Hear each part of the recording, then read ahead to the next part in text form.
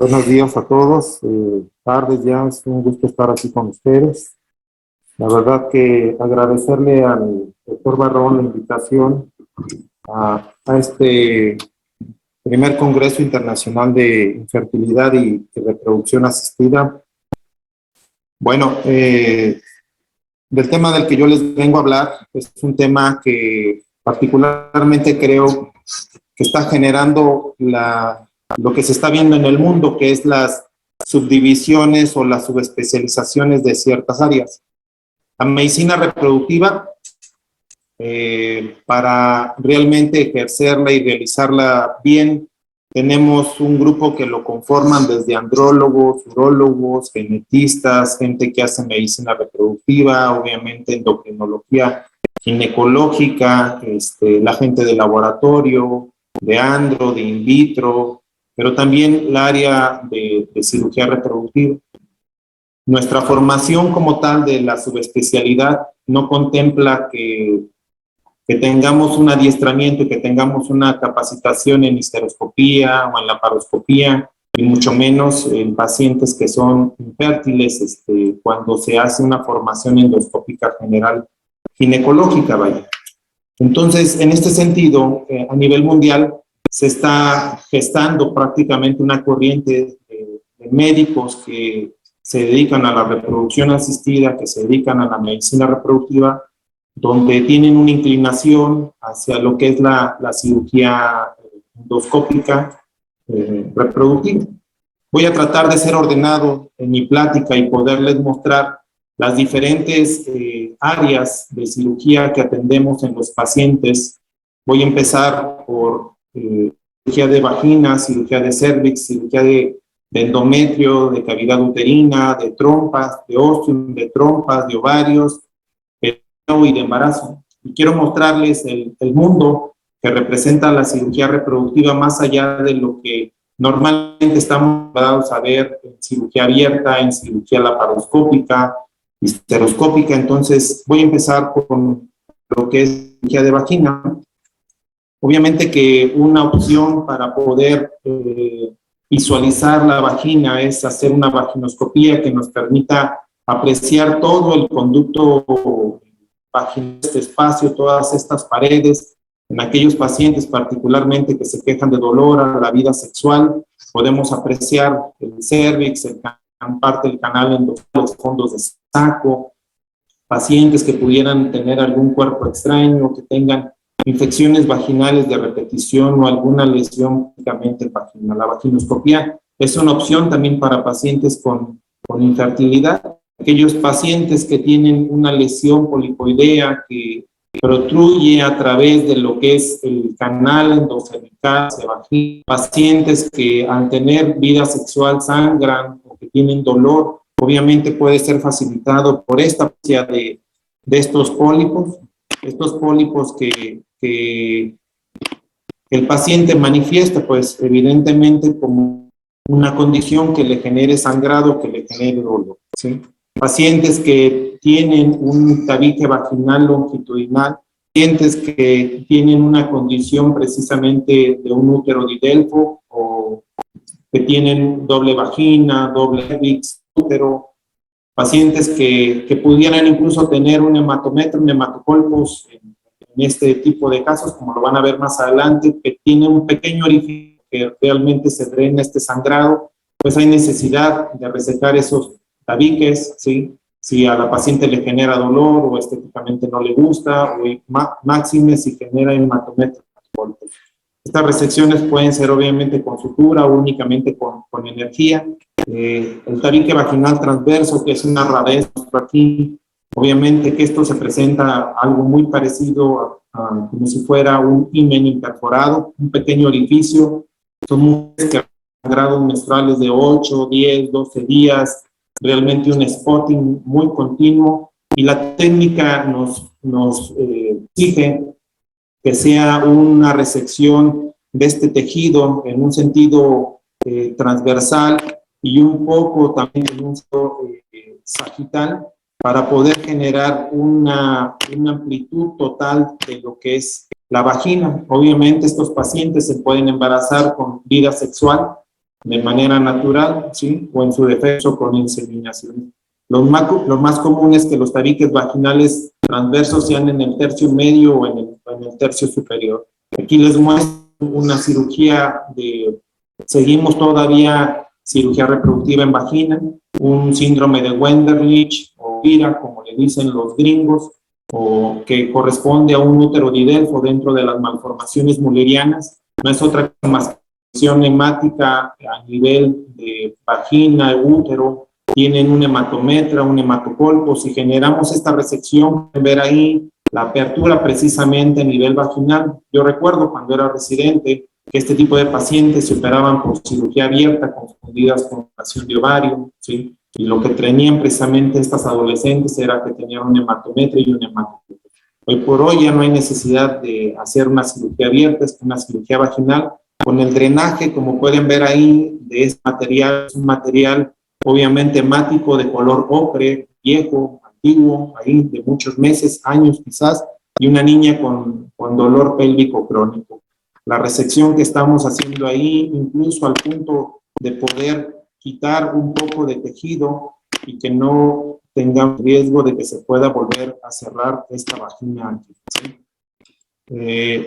Pacientes que tienen obviamente adolescentes que no tienen periodo menstrual, que tienen un himen perforado, todos sabemos la técnica, la hemos visto, la hemos escuchado, la hemos leído, generar este drenaje en esta niña, ¿sí? Que ya está en el periodo de la vida y que no tiene periodos menstruales, cursa con una menorrea. Obviamente esta adolescente podría tener su vida sexual normal y en un futuro lograr un embarazo de manera natural. Ahora, pasando a cirugía reproductiva a nivel de cervix, bueno, pues obviamente que aquellos pacientes que tienen miomas que son prolapsados hacia vagina, que protruyen del canal endocervical, que vienen desde la cavidad. Todos ustedes saben que a todos le ponen nombre, a estos miomas les dicen miomas nascentes y están totalmente protruidos en vagina. Anteriormente los tomábamos con una pinza de anillos, los torcíamos y los extraíamos, pero hoy por hoy tenemos la oportunidad de poderlos extraer con el histeroscopio, ver desde su nacimiento dónde está esta lesión y posteriormente seccionar para poder tener la oportunidad de que este cervix pueda estar funcionando de manera natural, ¿sí? Obviamente son cirugías totalmente ambulatorias, ¿sí? Los pacientes que tienen una gran cantidad de quistes de Nabor, obviamente que es común que el paciente referencia de que le ha dicho su médico de que es algo normal y es algo habitual, pero la realidad es que muchos pacientes que tienen estos quistes de Nabor pues cursan con condiciones infecciosas de manera activa, ¿sí? Todos los que hacemos reproducción sabemos que hacer una inseminación por un canal endocervical todo tortuoso es difícil. Hacer una transferencia embrionaria, canal todo tortuoso por estos quistes de Nabor. A todos nos ha tocado verlo. Son pacientes que tienen 10, 15, 20 quistes de Nabor ahí y que cuando tú usas esto, pues bueno, esto da pauta a que quede una oquedad ahí al drenaje, queda un espacio, es el término correcto, una oquedad. Y vas generando el drenaje de estos mismos y el paciente pues obviamente podría ser beneficiado de que tienes un canal endocervical que sea mucho más fácil para hacer una inseminación, una transferencia embrionaria, un canal endocervical que no te va a sangrar o que no te va a generar una dificultad para pasar el catéter. Estamos obligados, aún así que nos dediquemos a la medicina reproductiva, a lesiones en los pacientes. ¿Sí? Aquí les muestro una paciente que tenía una lesión en el canal endocervical. Se habla que el 100% de todos los pacientes que recibimos de medicina reproductiva pueden cursar con cáncer en algún nivel, hablando de cáncer ginecológico. Entonces, aquí les muestro esta lesión precisamente en el canal endocervical y reiterarles que tenemos la obligación de poderlos biopsiar, mandarlos con el anatomopatólogo. Pacientes que son sometidos a un cono cervical, con asa, a un cono con un cono frío, como lo conocemos, y que este tipo de pacientes a la postre como complicación pueden desarrollar prácticamente una condición de estenosis cervical. Creo que a todos nos ha pasado el poder atender a un paciente que tenemos la dificultad para hacerle una inseminación, una transferencia embrionaria, incluso que el paciente te refiere que después del cono cervical el paciente cursó con amenorrea. Entonces ustedes pueden ver ahí que ese canal endocervical pues va a quedar literalmente, ¿sí?, obstruido como complicación de este procedimiento. Tampoco puedes decir que todos los pacientes van a vivir esto, pero la realidad es que atender este tipo de pacientes, ¿sí?, el poder aperturar este cervix, es difícil operar en vagina, es difícil operar en cervix por mantener un equilibrio del instrumento. Es mucho más fácil operar dentro de la cavidad uterina porque el cervix siempre va a estar abrazando el histeroscopio, ¿sí? Pero cuando tienes una lesión que la estás atendiendo de vagina o de canal endocervical, no tienes un punto de apoyo. Ahí pueden ver cómo generamos esta apertura precisamente del canal endocervical para pues tener la oportunidad que la paciente siga teniendo periodos menstruales, generar el drenaje del hematometra, generar el drenaje del mucometra en caso de pacientes seniles, ¿sí? Una cirugía que tiene el mayor índice de complicaciones en las cirugías de malformaciones mullerianas son aquellos pacientes que tienen agenesia cervical. O sea, estos pacientes que tienen ausencia del cervix de nacimiento. Son pocos los pacientes documentados en la literatura que se someten a un procedimiento de esto y está asociado con el mayor índice, reitero, de complicaciones, porque realmente vas a buscar conectar la vagina con el útero, vas a generar una fístula de vagina a cavidad uterina, porque realmente no puedes hacer un cervix. Entonces, a estos pacientes vamos buscando la oportunidad de poder conectar precisamente la vagina con el útero y darle la oportunidad al paciente que en un futuro pudiera buscar un embarazo y lograr un embarazo. Y de lograrlo, pues tratar en la proporción que se pueda, quizás amerite un cerclaje, alguna técnica de cerclaje de este tipo de pacientes. Como tal, así está documentado. Pacientes que obligadamente, cuando eran diagnosticados con un ectópico cervical, pues obligadamente iban a sufrir una histerectomía. Pero hoy por hoy yo les muestro aquí estas técnicas que implementamos aplicando vasopresina precisamente a este tipo de pacientes. Obviamente no es lo único. Realizamos otro tipo de técnicas para contemplar que el paciente no vaya a sangrar, ¿sí? El paciente cohibir este sangrado de manera inmediata. Pueden ir viendo cómo esta aguja de punción es una aguja de fertilización in vitro, es una aguja de punción. Vamos generando este corte precisamente de este tejido, de este saco gestacional, que muchas veces los operamos teniendo vitalidad embrionaria o no teniendo vitalidad porque les damos metotrexato y diferentes manejos que les damos a este tipo de pacientes, ¿sí? Entonces, hoy por hoy, el que un paciente tenga un ectópico cervical no es sinónimo de que tenga que ir a una histerectomía, porque estamos buscando preservar ese útero. O sea, esto es medicina reproductiva, es cirugía reproductiva. El paciente que tiene un ixmocele, realmente podríamos decir que el ixmocele es una de las patologías nuevas, al menos en los últimos 12, 10 años se habla del ixmocele. Pacientes que tienen una cesárea y que el paciente tiene ya periodos menstruales no de 3 días ni de 5, sino de 7, de 8, de 10, de 12, que tienen un spotting de manera continua. La técnica nos lleva a poder resecar un poco ese triángulo que se forma a nivel en la parte anterior del útero, con la intención de que exista en la menor proporción ese reservorio, que exista ese espacio como tal para el sangrado colectado ahí. Valorar que existe también una técnica vía vaginal y también existe técnica abierta y por cirugía laparoscópica. Ahora les voy a hablar de la cirugía reproductiva a nivel de lo que es el endometrio, ¿sí? Y todos hemos vivido los pacientes que tienen endometritis, pacientes que realmente tienen pólipos, micropólipos, irregularidades del endometrio, pacientes que tienen un endometrio, digo yo, en algodón de azúcar, que ese es el aspecto que me da, pacientes que tienen enfermedades polipoideas, pólipos endometriales y que tenemos la necesidad de resecar precisamente esos pólipos o de biopsiarlos, pacientes que tienen no uno, sino 5, 10, 15 pólipos, y obviamente tenemos que buscar cómo vamos a resecar esos pólipos para dejar esa cavidad completamente limpia, valorar si le vamos a dar alguna terapia hormonal a la paciente con progestágeno, con un análogo, con algún otro medicamento. Esta patología que es tan rara que muchas veces cursamos toda una especialidad y nunca vemos un caso de este tipo, como es la metaplasia ósea, que no es otra cosa más que la formación de hueso de novo dentro de la cavidad uterina. El epitelio endometrial tiene una capacidad tanto totipotencial como pluripotencial en algún momento y da la oportunidad a la formación de este hueso con imágenes totalmente irregulares, en coral, en espiral. Ahí pueden ver cómo con el láser lo fraccionamos, lo trituramos, lo vaporizamos. Este ha sido enseñanza de los mismos urólogos. Si ustedes revisan la historia de la histeroscopía, realmente vienen las bases de la formación de los urólogos. Y este tipo de láser es el que se utiliza prácticamente en urología y que lo utilizamos también en histeroscopía para poder tener la oportunidad de fraccionar estas formaciones óseas.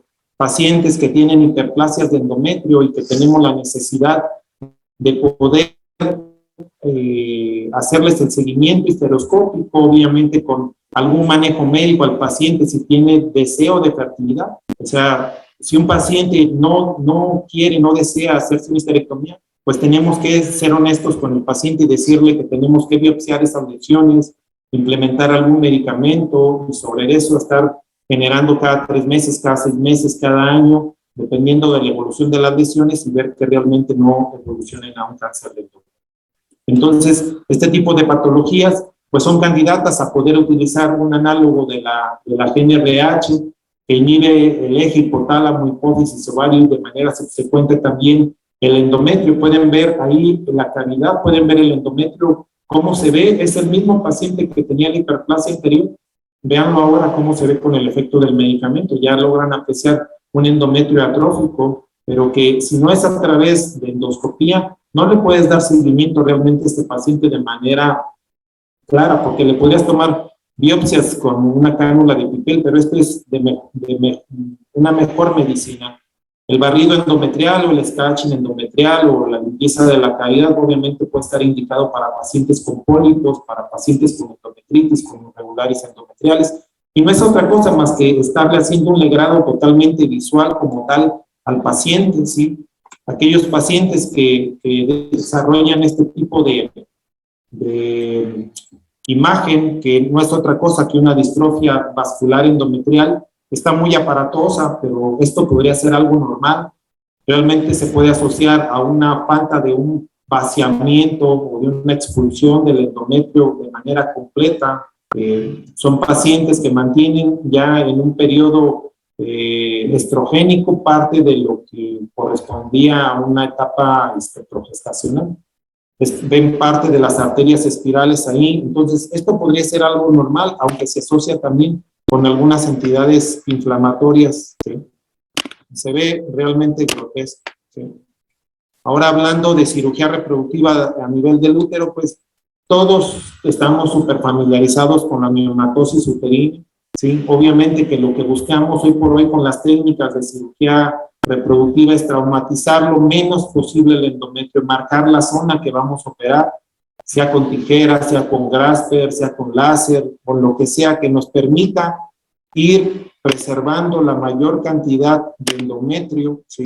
Sano, para que pueda reepitelizarse esa cavidad. Pueden ver en el video de abajo un espacio, correspondía a un mioma de 4 o 5 centímetros. Muchas veces miomas de ese tamaño los hacemos en 2 tiempos quirúrgicos o miomas más grandes porque realmente hay mucho riesgo de un edema agudo pulmonar, ¿sí? Entonces, tenemos que identificar cuál es la mejor técnica para operar estos pacientes. Lo más común es que veamos miomas submucosos que podemos atender por histeroscopía, ¿sí?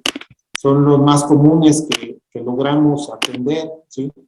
Pero un dilema en la medicina reproductiva es cómo atender los miomas que distorsionan el endometrio. Yo les muestro aquí que corresponde a un mioma intramural para no entrar en clasificaciones, ¿sí?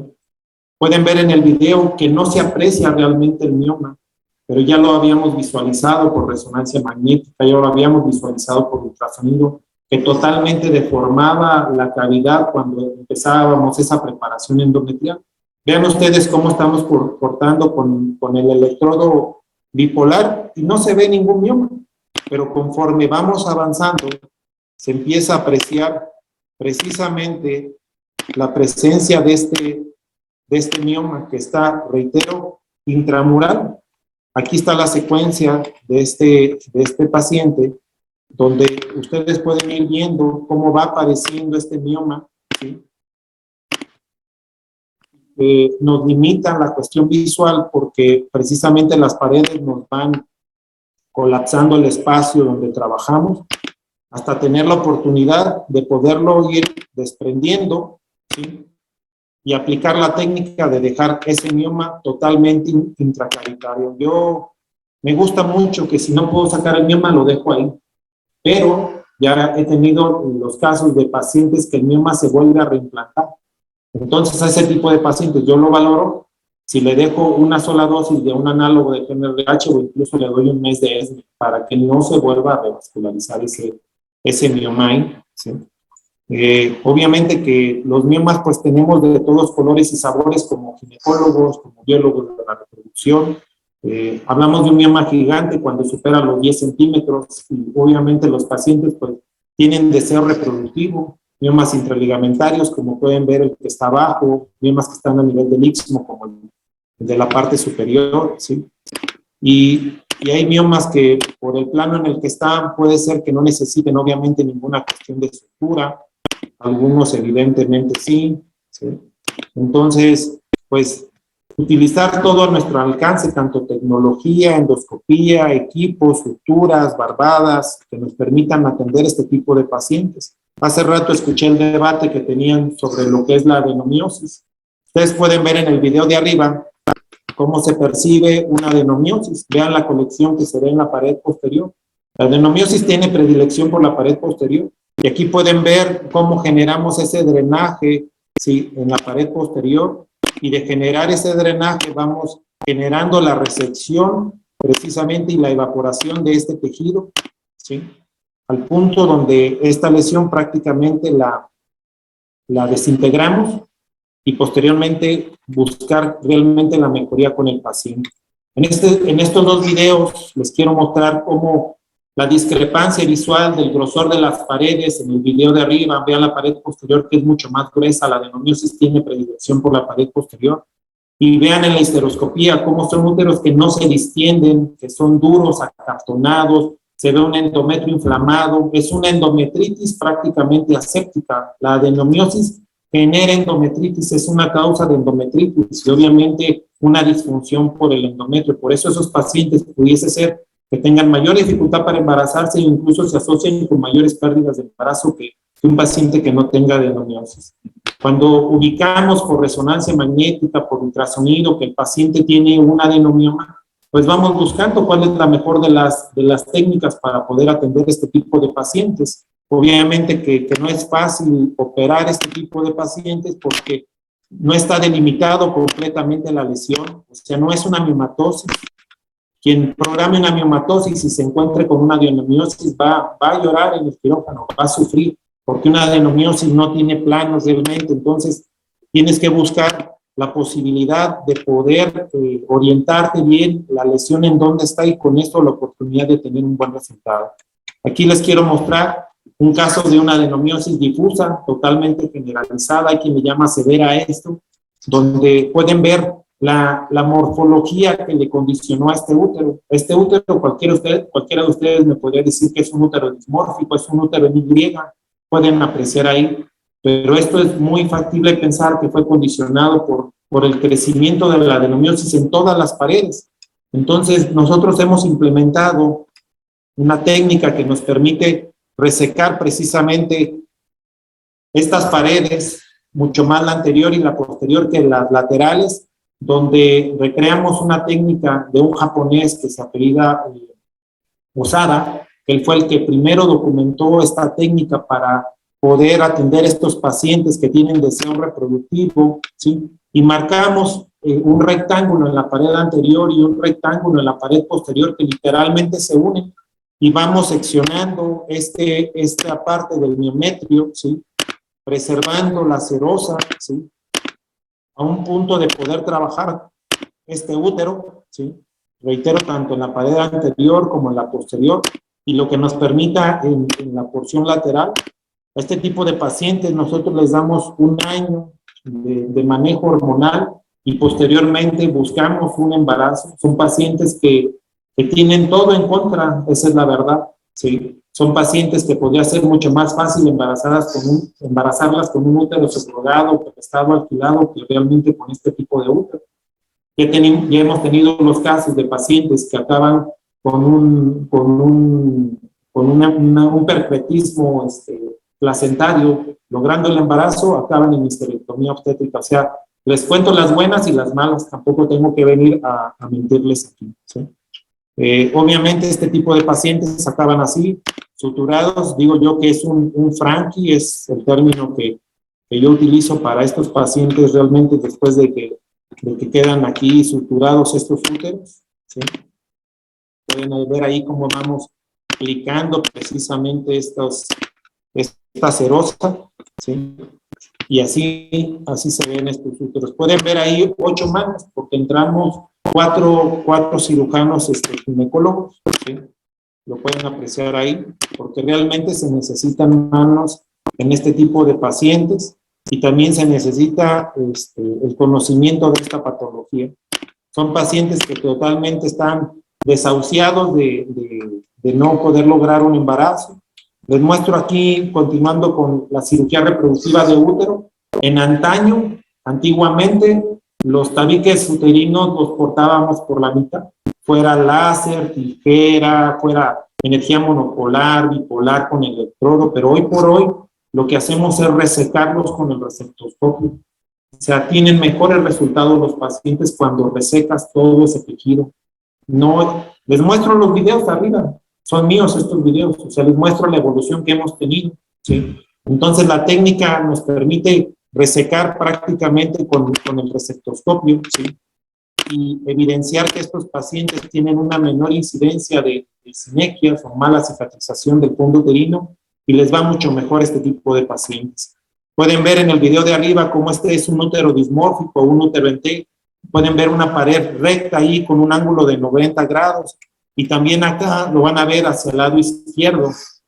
Hoy por hoy, con la clasificación del 2018 de la R y de la ESG, estos úteros se conocen como úteros dismórficos o úteros en T, que corresponde al U1A y U1B, pero el U1C es el útero en Y o útero en I. ¿Sí? Aquí pueden ver cómo los atendemos, cómo los operamos. Obviamente vamos generando una ampliación precisamente de estas paredes laterales. Si ustedes basan sus criterios con la clasificación norteamericana para las malformaciones mullerianas, los europeos dicen que podrían estar pasando por alto diagnosticar hasta un 70% de los úteros dismórficos. Eso es lo que dicen ellos. ¿Sí? Entonces ahí pueden ver cómo ampliamos la cavidad con la intención de que estas paredes queden completamente, pues, mucho más amplias. Dejamos un dispositivo uterino ahí para que se mantenga esta amplitud, como les muestro precisamente de estos pacientes.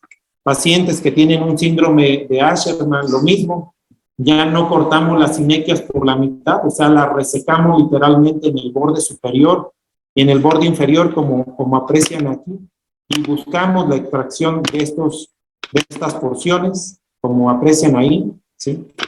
Pacientes que tienen un DIU traslocado, pero tienen deseo reproductivo. ¿Cómo lo encuentras? Ahí no se ve. Ustedes ven ahí la histeroscopía y no se logra ver el dispositivo, pero la paciente nunca se lo quitó y ahí está el dispositivo. Entonces, pues tenemos que ir a buscarlo literalmente con un equipo que nos permita evidenciar que ahí está la T de cobre.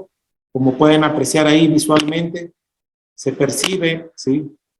Estos brazos de un DIU que está totalmente fragmentado, ¿sí? Hasta que vamos generando la extracción del mismo. Esta paciente estuvo a nada de ser perforada, como pueden ver ahí. ¿Y qué buscamos? Pues que esta cavidad quede completamente limpia, quitar esas sinequias que generaron ese DIU que estaba ahí traslocado.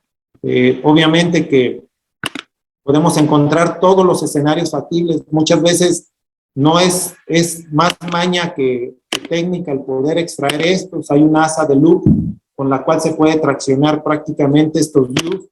Aquí pueden apreciar cómo literalmente metemos una pinza uterina de cirugía abierta guiada con el histeroscopio, ahí lo pueden apreciar, para poder extraer precisamente este dispositivo, porque no había manera de poderlo extraer. Entonces, son pacientes que por un lado u otro, pues vamos buscando cómo poder apoyarles, cómo poder ayudarles. Malformaciones mullerianas, en el video de arriba van a ver dos cervix en un plano totalmente sagital. Lo habitual es que vemos un útero de Delfo con un cervix del lado derecho, un cervix del lado izquierdo, pero aquí pueden ver en el video de arriba dos cervix que están en un plano totalmente sagital, uno detrás del otro. Y en el video de abajo pueden ver, digo yo, el equivalente a 2 dedos, a 2 salchichas en la pared anterior del útero. Son malformaciones inclasificables.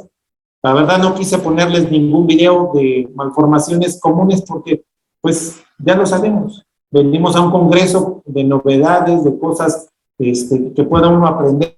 Entonces, ahí ustedes pueden ver tanto en el de arriba como en el video de abajo. Aquí se ve un cervix, aquí lo pueden apreciar, y nos hacemos un poco hacia la salida, literalmente hacia el introito, y logramos ver aquí el otro. ¿Sí? Ahí lo logran ver. ¿Sí? Cirugía de osteo, donde hay formaciones quísticas, donde hay formaciones polipoideas, pacientes con la necesidad de corroborar permeabilidad tubaria, estamos ahí, lo podemos corroborar con un catéter de Novi, con un catéter epidural, ¿sí? El pasar, obviamente, aire a través del sistema de agua, ¿sí?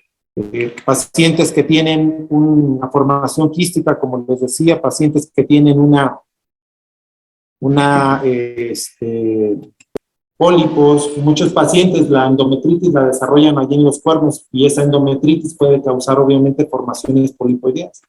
Pacientes que tienen un hidrosalpinx unilateral, bilateral, que son pacientes que no se pueden operar o que son mucho riesgo por la obesidad mórbida que tienen, pacientes que tienen una pelvis sepultada, una pelvis congelada, que la lesión intestinal es con mucha probabilidad que se pueda suceder. Entonces, sabiendo que este líquido de hidrosalpinx es deleterio para las tasas de embarazo, para lograr un embarazo, pues vamos buscando cerrar estas trompas desde el nacimiento a nivel del ostium. Vamos buscando que este hidrosalpinx ya no tenga la oportunidad de drenarse hacia la cavidad uterina. Y lo podemos también corroborar con una histerosalpingografía seriada para ver que realmente logramos cerrar este ostium tanto del lado derecho como del lado izquierdo, ¿sí? Hay pacientes que a veces necesitan hasta 2. Esto es algo totalmente un recurso para tratar de ofrecerle algo al paciente. Estamos hablando de un paciente que es mucho riesgo operarlo por la obesidad mórbida que tiene, las adherencias que tiene, las múltiples cirugías que tiene. Entonces vamos buscando cerrar este hidrosalpinx. Para cirugía de ovarios, como pueden ser teratomas inmaduros, que es poco frecuente, obviamente de la mano con los oncólogos, pacientes que nada más tienen un ovario tratando de preservar la corteza. Este es el caso precisamente de una chica bastante joven que tenía un teratoma inmaduro, y que después de operarla, obviamente la paciente se puso en manos del grupo de oncólogos, ¿sí? Pacientes que tienen endometriomas, ¿sí? Los gringos le llaman los ovarios que se besan. Digo yo, si a todo le ponen nombre, pues esto también serían las trompas que se besan, porque realmente la endometriosis pues también genera que las mismas salpinges se adhieran a la pared posterior, ¿sí? O sea, es como complicación de la endometriosis que se adhieran los ovarios, ¿sí? Y también que se adhieran las salpinges y obviamente el hidrosalpinx subsecuente.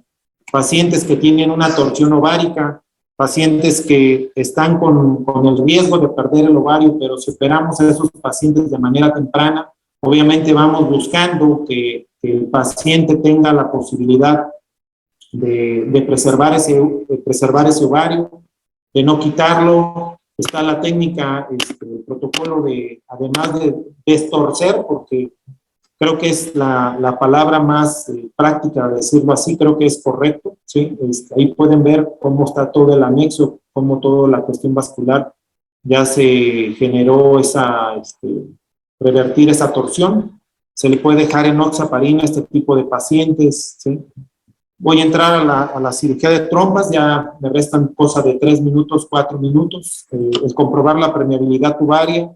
Obviamente que lo podemos hacer pues, a través de cromotubación. Todos los que hacemos cirugía reproductiva, medicina reproductiva, pues tenemos la necesidad de saber que tengan la permeabilidad de las trompas. Si tienen un hidrosalpinx, pues retirar ese hidrosalpinx porque es deleterio, todos sabemos, ofrecerle una salpingectomía a la paciente como tal, ¿sí? O la posibilidad de que sea una reversión a ese hidrosalpinx. Esta técnica está implementada para pacientes que tienen hidrosalpinx de menos de 3 centímetros, que es prácticamente aperturar esa salpinge y revertir los bordes, con la intención de que pueda quedar funcional esa salpinge y ofrecerle al paciente desde coitos programados o inseminaciones. Pacientes que tienen lesiones en las 2 trompas, pues hay que aprovechar ese momento y quitar las 2 trompas con el consentimiento del paciente, dejar las condiciones para una fertilización in vitro, disminuir la posibilidad de un ectópico futuro también. Si es factible preservar la trompa, pues hacer una salpingostomía, el drenaje prácticamente de este embarazo ectópico, ¿sí? Está la posibilidad de suturar esa salpinge o dejarla así, están las 2 técnicas como tal, pero la intención es preservar la salpinge y el paciente podría buscar un embarazo con coitos programados o con inseminaciones también. Las tumoraciones de ovario no tienen todas por qué acabar con una salpingectomía, o sea, es buscar preservar esa salpinge, buscar de alguna manera que esa salpinge esté completamente preservada y no quitar totalmente el anexo. Pacientes que tienen un biosalpinx, ¿sí? Obviamente el drenar, funcionar, dejar un drenaje, un penro, cirugía abierta, cirugía laparoscópica, obviamente eso, pues tenemos que decidir lo que es lo que más le conviene al paciente. Lo pueden ver arriba en el ultrasonido cómo se aprecia, ¿sí? Esta es una paciente post-punción folicular, ¿sí?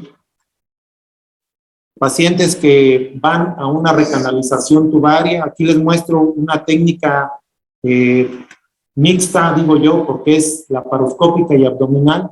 Esta es una paciente que le hicieron una OTB de Crohn, pero su intención era buscarlo de manera natural y natural con todo lo que le comentamos a la paciente.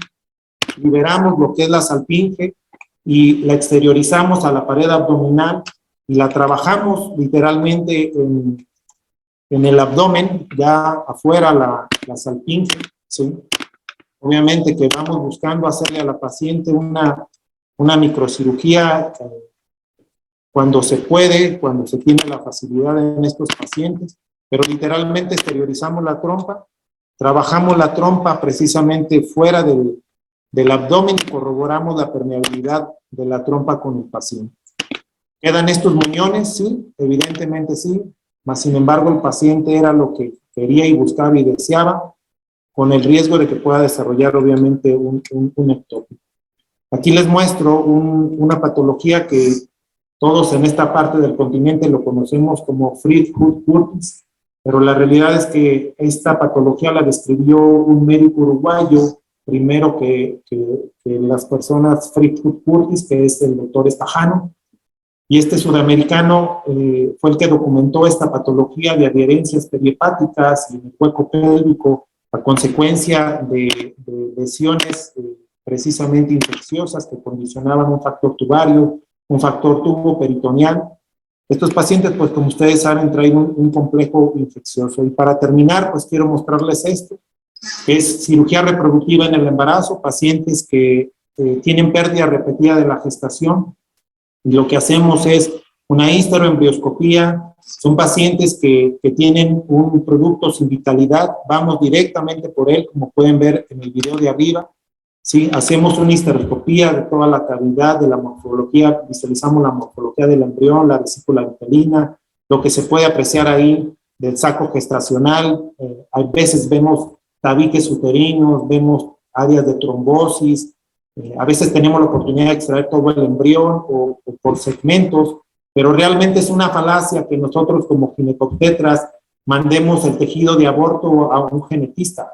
O sea, si tú quieres hacer un cariotipo, tienes que tomar directamente el tejido embrionario y ponerlo en solución fisiológica para que lo pueda evaluar. Ahí pueden ver cómo tiene una malformación este embrión en el video de abajo, ¿sí? Pueden ver cómo el tubo neural realmente ahí tiene una malformación. Entonces, todo esto te permite, ¿sí? Obviamente que cuando no se puede una biopsia embrionaria, pues tenemos la oportunidad de una biopsia de villosidades coriales. Obviamente no tienes acceso a tejido embrionario, pues tienes acceso a esto. O tienes la oportunidad de que pacientes que tienen retención de restos ovuloplacentarios, pues resecarlos. Cualquiera que vea este tejido, quizás les recuerde los abscesos por actinomices en el hueco pélvico. Así se ven los abscesos por actinomices. Si son restos ovuloplacentarios de una paciente, obviamente que acude con sangrado posparto de meses de evolución y lo que tenía era tejido ahí retenido. Pues muchas gracias, agradecerles por la invitación. Dejo mi correo, dejo mi teléfono, dejo mi contacto.